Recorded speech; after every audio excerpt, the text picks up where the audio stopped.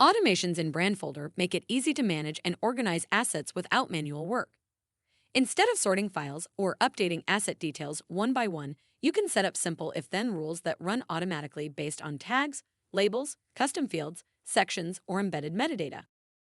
These rules can move assets to different sections or collections, assign labels, add watermarks, apply custom field values, or control an asset's published status, ensuring the right content is available at the right time.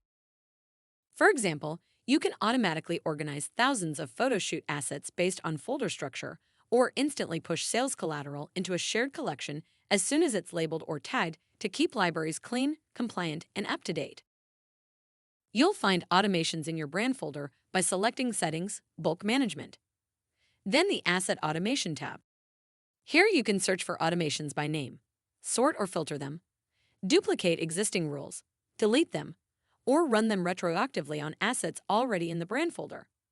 You can also edit rule triggers and actions at any time to keep your workflows current. To create an automation, select Create New Asset Automation. Give your rule a clear name. In this case, we'll call it Unpublish Assets when campaign ends. Next, define the trigger. We'll select Custom Field is added and set the field to campaign status with a value of ended. After selecting the value, save the trigger. Then, set the action as Unapprove Asset and save the action. Finally, select Create Asset Automation. You will now see the automation on the list in Bulk Management. This means that whenever the campaign status custom field is updated to ended, the asset will immediately unpublish whenever the automation is run from Bulk Management.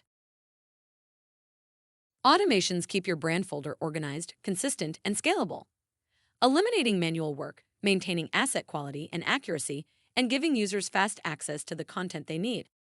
For more details on available actions and triggers, check out the Smartsheet Help Center. Thanks for watching.